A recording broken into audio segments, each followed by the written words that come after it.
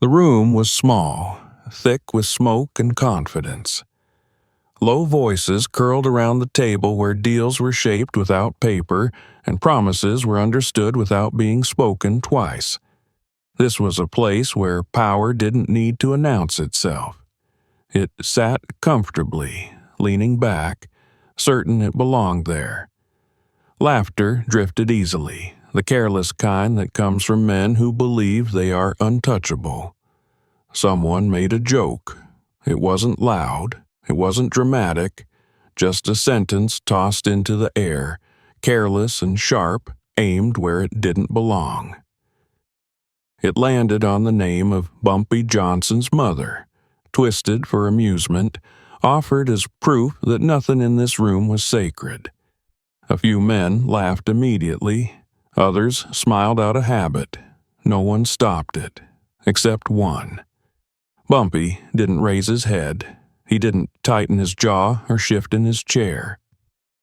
He didn't reach for a glass or a weapon. From the outside, it looked like indifference, like the words had slid past him without finding a place to land. But the air changed. It wasn't obvious at first. The laughter faded unevenly, like music losing rhythm. Conversations hesitated, then restarted with less certainty. Something invisible had entered the room, something heavy enough to be felt, but not yet understood. Bumpy remained still. In that stillness lived the difference between men who survived by force and men who survived by memory. He understood immediately what the others didn't. The sentence wasn't about humor. It wasn't even about disrespect. It was about boundaries, and a line had just been crossed by people who didn't know it existed. No one realized the damage because nothing happened. There was no confrontation to warn them, no reaction to teach them caution. Silence took the place of anger, and that silence was far more dangerous than shouting ever could be. The men who laughed believed the moment had passed. In their world, insults only mattered if they were answered. Since Bumpy said nothing, they assumed there would be no consequence. That assumption settled comfortably among them, reinforcing the mistake already made. What they didn't understand was that family, to Bumpy, was not a topic. It was a foundation. His mother was not just a memory or a name. She was the reason lines existed at all. She represented sacrifice, protection, and a code that couldn't be negotiated in backrooms or erased with money. Insulting her wasn't personal. It was structural. It attacked the core of how Bumpy saw the world and his place in it. He didn't respond because response would have reduced the offense to a moment. He allowed it to remain what it was, uncorrected, unchallenged, and therefore unforgivable. The men around the table missed the warning completely. They returned to their drinks, their plans, their sense of safety. The room slowly found its rhythm again, unaware that it had already begun to fall out of step with reality. Bumpy stayed only long enough to be seen leaving calmly. No words exchanged, no looks given, just quiet departure, carrying something far heavier than anger. By the time the door closed behind him, the sentence spoken moments earlier had already started working its way through the future. The crew responsible didn't feel it yet. That would come later. For now, all that remained was an unanswered insult and the unsettling truth that some families are protected not by noise, but by consequences that arrive without warning. And somewhere beneath the smoke and laughter, a question began forming that no one in the room could yet answer. Why had mentioning his mother felt like a mistake only after it was too late? She was never present in the rooms where deals were made, yet her presence shaped every one of them. Long before Bumpy Johnson's name carried weight, before Harlem whispered it with caution, there was his mother, holding together a life that demanded endurance more than hope. She raised him in a world that offered little forgiveness. Poverty was constant. Dignity was not. What she gave him instead was structure. She taught him where lines existed even when no one else respected them. Respect wasn't weakness. Silence wasn't surrender. And family, once dishonored, could never be made whole again. To outsiders, she was invisible, just another black woman in a city that barely noticed them. To Bumpy, she was law. She worked without complaint, protected without spectacle, and carried herself with a quiet authority that didn't need approval. When trouble came to their door, she didn't panic. She corrected. When Bumpy tested limits as a boy, she didn't shout. She reminded him who he represented. That stayed with him. As he grew, as Harlem hardened him, as power gathered around his name, that early code never loosened. His mother became the anchor that kept ambition from becoming recklessness. Everything he built rested on what she taught him about responsibility to others, especially those who couldn't defend themselves. In Harlem, family was survival. It wasn't sentimental. It was practical. Mothers held neighborhoods together while men fought over corners and influence. They remembered names. They remembered favors. They remembered who crossed lines. Bumpy understood that insulting a mother wasn't about humor or bravado. It was an announcement. It said seeing someone didn't understand how the neighborhood worked. Worse, it said they didn't care. He never tolerated disrespect toward her because allowing it once meant allowing it forever. In his world, precedent mattered. The first violation was always the most dangerous. People outside Harlem never understood that. They mistook restraint for softness. They believed jokes stayed jokes. They thought family was a weakness that could be exploited. They were wrong. Bumpy didn't speak her name often. He didn't need to. Everyone who mattered already knew. Her influence was visible in how he handled disputes, how he chose patience over chaos, how he enforced order without unnecessary bloodshed. She was the reason he believed power carried obligation, the reason he never confused fear with loyalty, the reason he reacted to disrespect not with impulse, but with calculation. When that sentence was spoken in the back room, it wasn't heard as an insult to a dead woman. It was heard as an attempt to strip meaning from everything she represented. It challenged the values that held Bumpy steady long before money or reputation ever did. That was why the reaction wasn't immediate. Anger would have been simple. Violence would have been expected. Silence required understanding. Bumpy knew that correcting the offense publicly would reduce it. It would turn something sacred into a momentary dispute. He refused to let that happen. By saying nothing, he preserved its weight. Those who laughed had no idea what they had touched. They thought they had tested a man. In reality, they had insulted a foundation. Harlem's moral lines weren't written down, they were learned. And the deepest one was this: mothers were untouchable. They were the beginning of everything, and disrespect toward them didn't end with arguments. It ended with consequences that unfolded slowly, deliberately, and without mercy. The sentence crossed a line because it dismissed the very thing that gave Bumpy Johnson his restraint. And restraint, once removed, left nothing to stop what came next. They sat comfortably in that Harlem back room because comfort was what their reputation had bought them. This was a crew that moved with confidence, earned through numbers, money, and connections that stretched far beyond the neighborhood. They weren't reckless street hustlers. They were organized, insulated, and accustomed to being deferred to. When they entered a room, chairs shifted. When they spoke, people listened. They believed safety was something you could accumulate. Each man around the table carried a quiet certainty that nothing truly bad could reach them here.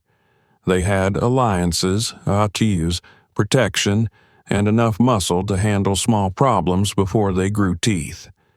In their minds, Harlem was a place to manage, not fear. They had survived disputes, police attention, and rival pressure before. This was just another night. The sentence about Bumpy Johnson's mother wasn't spoken with malice. That was the most dangerous part. It was delivered casually, wrapped in laughter as a way to establish tone. A reminder of who felt dominant in the room. To them, humor was leverage. If you could laugh at something sacred, you could shrink it. They mistook familiarity for immunity. Their leader leaned back as the laughter settled, satisfied that the moment had landed. No one challenged it. No one raised a voice. No weapons appeared. The room returned to its low hum, and in their minds, that meant victory. Lines had been crossed before without consequence. This would be no different. They didn't understand that consequence doesn't always arrive loudly. Each man carried his own version of arrogance. One believed his connections made him untouchable. Another trusted numbers over nuance. A third had grown used to surviving simply by being aligned with the right people. Together, those assumptions formed a shield they thought nothing could penetrate. They had no idea the shield was imaginary. From the outside, their operation looked stable. Money flowed, routes were secure, information stayed inside trusted circles. They had insulated themselves so well that danger felt abstract, like something that happened to other crews who made obvious mistakes. They prided themselves on avoiding those. The insult wasn't meant to start a war because they didn't believe a war was possible. In their calculus, Bumpy Johnson was powerful, but contained. A man with limits. A man who understood balance. They assumed restraint meant tolerance. That assumption sealed them. None of them noticed how the room subtly changed after the laughter faded. They missed the stillness settling where noise had been. They didn't register the absence of reaction as a warning. Silence to them meant acceptance. It meant the joke had gone far enough, but not too far. They were wrong. The irony lived in every breath they took afterward. They continued their discussions, their planning, their quiet confidence, unaware that the moment they thought was insignificant had already defined their future. The mistake wasn't dramatic. It didn't demand attention. That was why it worked. Arrogance blinded them to timing, to patience, to the kind of danger that doesn't announce itself. They left that room believing they were unchanged, protected, secure, still standing on solid ground. They didn't know they were already falling, not fast, not visibly, but inevitably. The illusion of safety is always strongest just before it disappears. And somewhere behind calm eyes, Bumpy Johnson was deciding whether to correct them immediately or let their certainty carry them forward long enough to ensure the lesson would last. Bumpy Johnson didn't correct the room. He didn't raise an eyebrow or slow the conversation. He let the moment pass as if it barely registered. To anyone watching, it looked like restraint, maybe even mercy. Men who had survived decades of street politics relaxed into that interpretation. If Bumpy had been offended, they reasoned, they would have known. That was the mistake. In Harlem, noise was easy. Anger was common. Violence was expected. Silence, however, belonged to men who understood timing. Bumpy understood it better than most. He knew that public reactions created limits. Once you react, you define the boundaries of the conflict. By doing nothing, he left the boundaries open. Veterans in the room felt it immediately. They didn't speak about it, but they sensed the shift. Calm from a man like Bumpy wasn't peace. It was calculation. It suggested something had already been decided, quietly, without input from anyone else present. Younger men missed that nuance. Experience was the difference. Bumpy left the room the same way he entered it. No dramatic exit. No warning glance. No message delivered through intermediaries. The crew watched him go and took comfort in that normalcy. Normal meant safe. Safe meant forgotten. Behind that calm exterior, movement had already begun. Bumpy believed consequences worked best when they felt natural. Sudden violence drew attention. Loud retaliation invited escalation. What he preferred was gravity, the slow pull of events that felt unavoidable once they started. To create that, he needed patience and distance. Phone calls were made that night, none of them urgent, none of them obvious. Conversations happened that sounded like routine check-ins. Names were mentioned casually. Questions were asked without pressure. Each interaction gathered information while revealing nothing. The crew continued their routines, unaware they were being gently repositioned. Supply chains tightened without explanation. Meetings became harder to schedule. Familiar faces stopped appearing, nothing dramatic enough to raise alarm, just enough to create discomfort that couldn't be traced. Silence terrified the right people because it removed certainty. You couldn't negotiate with it. You couldn't threaten it. You couldn't even be sure it was directed at you. That uncertainty ate at confidence faster than confrontation ever could. Bumpy understood how men unraveled when denied clarity. He had watched it happen many times. People needed feedback, even negative feedback, to feel grounded. When none came, imagination filled the gap, and imagination was rarely kind. The crew mistook the absence of punishment for forgiveness. They believed the moment had passed, that the joke had landed and dissolved into the usual fog of backroom talk.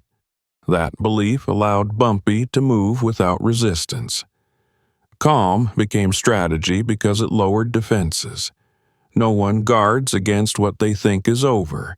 No one prepares for consequences they believe never arrived.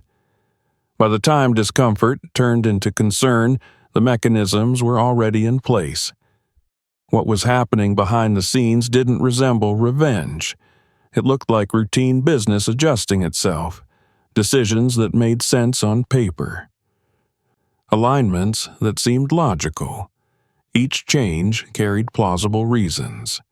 Together, they formed a pattern that only one man fully understood. Bumpy wasn't rushing toward an outcome. He was shaping one. The first unseen consequence wasn't meant to punish. It was meant to signal. To let those paying attention know that something irreversible had begun, and that it would unfold at a pace no one could interrupt once it was underway. Those who mistook mercy for weakness never realized they were already being managed. Their choices narrowed without their consent, their options reduced by forces they couldn't see. By the time clarity arrived, it wouldn't come as understanding. It would arrive as consequence, quiet and undeniable, confirming that the calm they trusted had never been mercy at all. The first sign wasn't dramatic. It was absence. A call that usually came every morning didn't, then another and another. At first, the crew dismissed it as coincidence. Harlem was unpredictable. People moved. Schedules changed. That explanation worked for a day. maybe 2. Then it didn't. Meetings that were routine suddenly required effort. Locations felt less welcoming. Conversations ended faster than usual. Eyes avoided contact. Familiar doors that once opened without question now stayed closed, not slammed, just quietly unavailable. No arguments, no confrontations, just distance. Business followed the same pattern. Deliveries slowed for reasons no one could explain. Information arrived late or not at all. Opportunities that once seemed automatic vanished without notice. When they asked around, answers were vague, polite, useless. Everyone sounded busy. Everyone promised to follow up. No one did. That was when fear started to settle in. Violence was something they understood. Threats could be answered. Enemies could be named. But this felt different. This wasn't opposition. It was erasure. Their presence no longer mattered in rooms where it once carried weight. They tried leaning on connections, old favors, shared history. Each attempt ended the same way. Apologies, excuses, distance.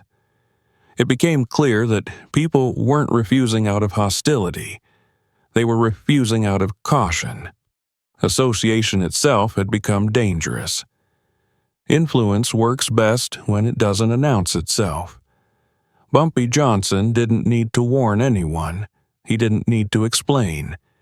People already understood how this neighborhood functioned. Aligning with the wrong side didn't bring immediate punishment. It brought uncertainty. And uncertainty threatened survival. The crew began to realize they were alone. They sat together, reviewing options that grew fewer by the hour. Retaliation made no sense. There was nothing to strike, no face to confront, no message to respond to. Everything happening around them looked natural, almost accidental, which made it impossible to challenge. Isolation has a sound. It's the quiet after you speak and no one answers. It's the delay that stretches too long. It's the sense that decisions are being made without you, and you'll learn about them only when it's too late to matter. One by one, allies disappeared. Not dramatically. They simply stopped being available. People who once benefited from proximity now avoided it. The risk had changed, and no one wanted to explain why. The crew understood then that this wasn't random. It was deliberate. Someone had recalibrated the environment. They hadn't been attacked. They'd been removed from relevance. Money couldn't fix it. Threats couldn't reverse it. Reputation couldn't restore what had been quietly withdrawn. Power depends on recognition, and recognition was gone. They were still alive, still breathing, still free. But socially, they no longer existed. The fear of abandonment is different from fear of death. Death is an ending.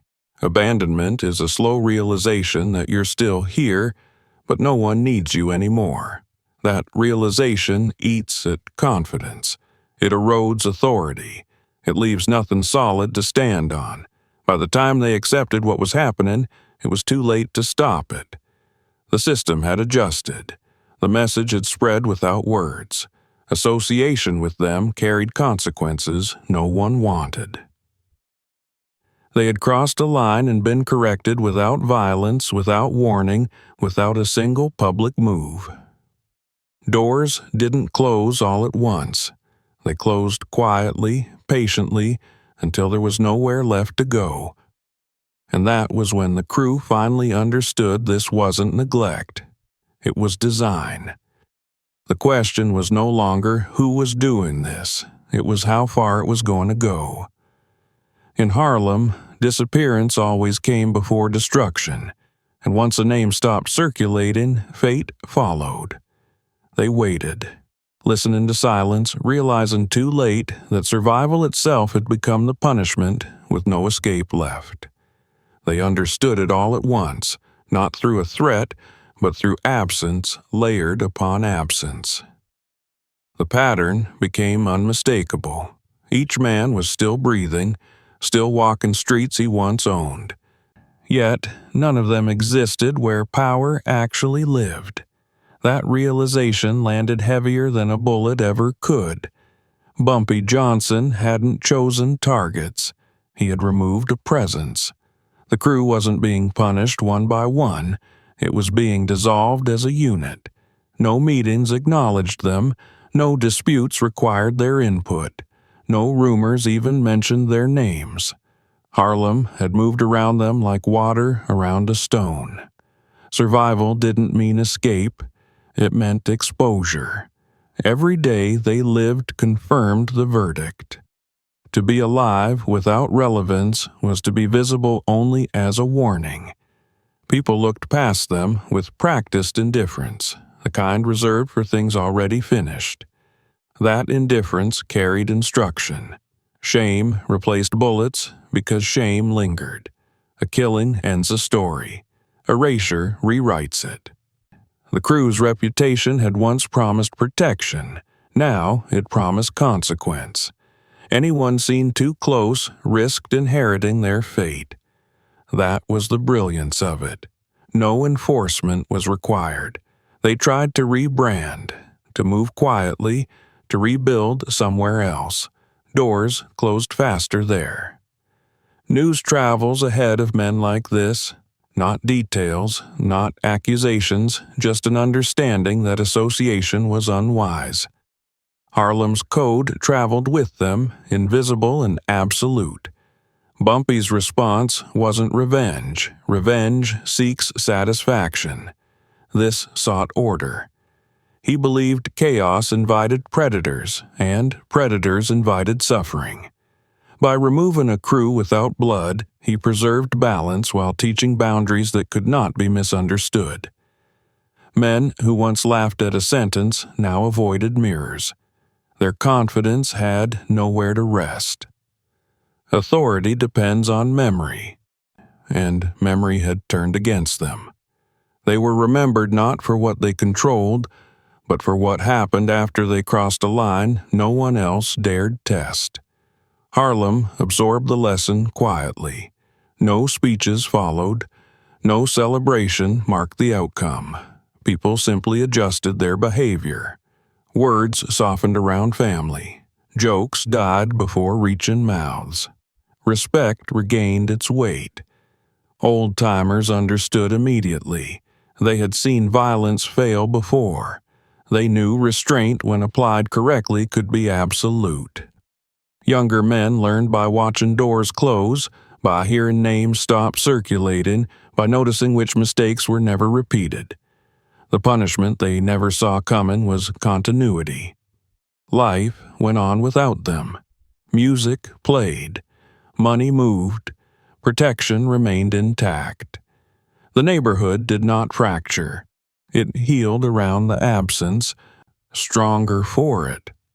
That endurance carried Bumpy's signature. He had turned a careless insult into a civic correction. No sirens, no funerals, just alignment restored. Those who survived carried the burden forever. They lived long enough to understand exactly why they were spared. Living meant remembering every step that led there, every laugh that felt safe, every silence that followed. In Harlem, death ends pain. Shame teaches memory. And memory enforces rules long after names fade. Bumpy Johnson didn't need blood to make his point. He let the neighborhood do what it always did best when guided correctly. It remembered, adjusted, and moved forward, leaving the lesson intact for anyone still listening. That understanding spread beyond blocks and boroughs, carried by caution rather than rumor. Crews recalculated jokes, postures, alliance. Mothers were mentioned softly or not at all. The city learned that some power never raises its voice. It simply arranges consequences until resistance dissolves. Those who paid attention survived smarter. Those who didn't became stories told without names, reminders that one sentence can cost everything when spoken in the wrong room. Years later, the memory still guided behavior, proven restraint could govern stronger than fear, and silence, properly placed, could dismantle crews without ever lifting a hand in Harlem forever after that night. From the outside, the collapse was visible. Not dramatic, not loud, but unmistakable. Crews noticed when routes shifted. Power brokers noticed when names stopped circulating. Even rivals noticed the space that had opened where influence once sat. Yet no one stepped in to fill it. That silence wasn't accidental. In Harlem, intervention carried cost. Everyone understood that stepping into a vacuum created by Bumpy Johnson was an opportunity. It was invitation. Invitation to scrutiny. Invitation to consequence. The absence itself had meaning, and no one wanted to test what filling it might trigger. Rivals ran calculations. They measured potential profit against potential fallout. The math never worked. Whatever the crew had lost wasn't available to be taken. It had been withdrawn from circulation entirely. To move toward it was to move against a decision already accepted by the neighborhood. Protection networks stayed quiet for the same reason. Normally, a crew under pressure could lean on alliances, reach upward or outward.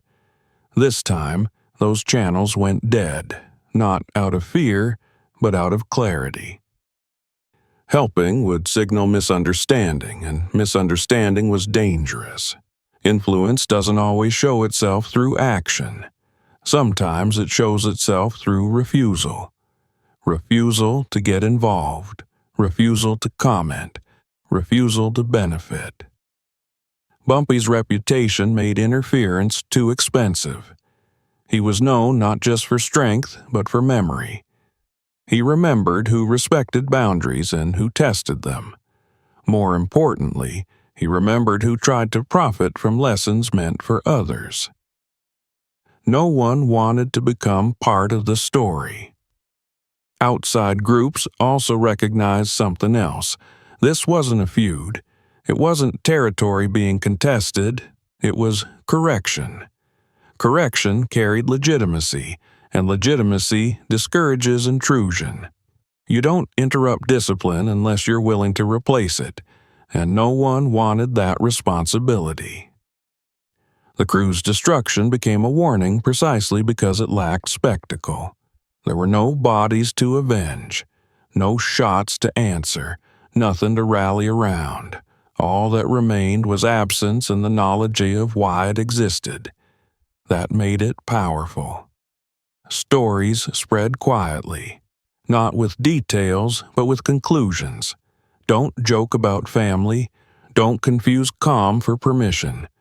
Don't assume silence means weakness. Each retelling stripped away names and dates until only the lesson remained. Even those who disliked Bumpy respected the outcome. It demonstrated a kind of control that didn't rely on alliances or intimidation. It relied on alignment. The neighborhood moved as one because it recognized the logic behind the response. Intervening would have meant standing against that logic. It would have meant challenging a standard everyone benefited from, even those who resented it. No one was willing to pay that price.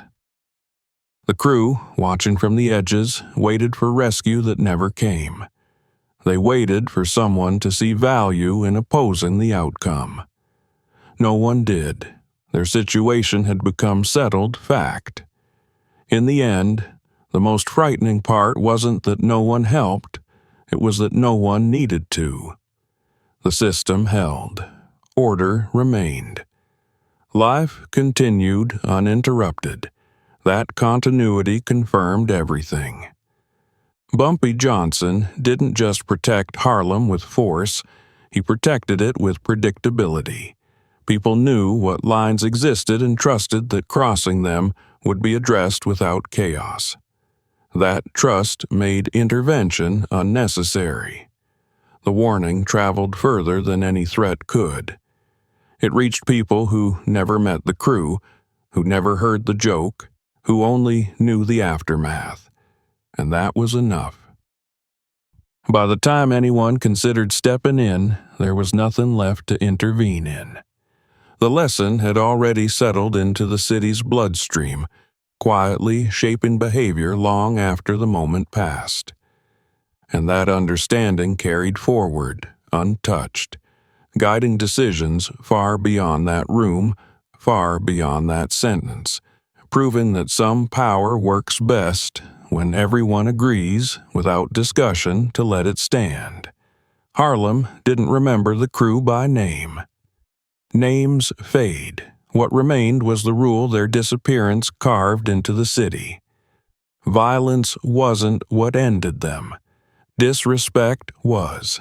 A sentence spoken without care became a lesson repeated without words.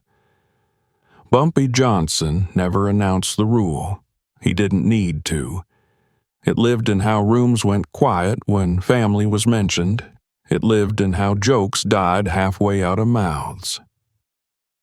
It lived in the way elders corrected younger men with a look instead of a threat. Legends aren't built on how loudly someone strikes. They're built on what happens when restraint is absolute. Bumpy showed that power didn't require spectacle. It required consistency. People trusted that boundaries would be enforced, not impulsively, but inevitably. The city absorbed that understanding and carried it forward. Crews recalibrated their behavior. Outsiders adjusted their tone. Even rivals respected the clarity. You could operate in Harlem, you could compete, but you could not desecrate what held it together and expect to remain. One sentence became history because it exposed the difference between control and chaos. Chaos reacts.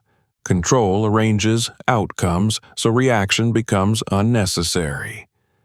Bumpy chose control, and the city chose to remember. Family in Harlem was never sentimental, it was structural. Mothers were the unseen architecture, holding communities upright while power shifted above them. In Sultan, that foundation wasn't humor, it was sabotage. The crew learned that too late. They lived long enough to watch the city move on without them. That survival was the punishment. Their story ended not with sirens, but with silence. Silence that told everyone exactly what had happened.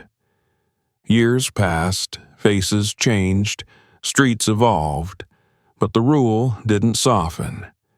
It became cleaner, simpler. Don't cross lines you don't understand. Don't assume calm means consent, and never mistake access for immunity. Bumpy Johnson's legacy wasn't bloodshed, it was order. He taught a city that intelligence outlasts force, and that foresight can end conflicts before they begin. The absence of violence that night wasn't mercy, it was mastery. People still tell the story, not for the insult, but for the response. Not for the crew, but for the correction. It's remembered because it explains how power actually works when it's confident enough to wait. Harlem learned the rule and kept it. Speak carefully, respect deeply. Because some lines don't invite retaliation, they erase you forever. Time turned the moment into guidance rather than gossip. The story lost names and gained clarity as it traveled. It was shared in kitchens, on stoops, in back rooms, and in quiet cars idling too long. Each telling stripped away drama and left instruction behind. What people remembered wasn't fear, it was certainty. The certainty that some reactions invite chaos while others restore balance. The certainty that patience, when chosen deliberately, removes options from everyone else. The certainty that disrespect, once normalized, corrodes everything it touches. Bumpy's restraint became a measuring stick. Men judged situations by asking what silence would accomplish before considering force. Younger players learned that reputation is built long before it's tested, and destroyed the moment it's dismissed. The city kept functioning because the response matched the offense. Nothing more. Nothing less. That proportionality mattered. It told Harlem that power could be trusted not to overreach. Trust, once established, traveled faster than threats ever could. Over time, the rule required no enforcement. It lived in memory and in caution. It shaped tone, posture, and choice, and in that way, a single sentence became an education, reminding everyone that words can collapse empires faster than weapons, and that restraint, applied with precision, leaves nothing for violence to solve. That understanding endured, quietly guiding choices long after the laughter faded, ensuring the rule survived without ever needing to be spoken again publicly.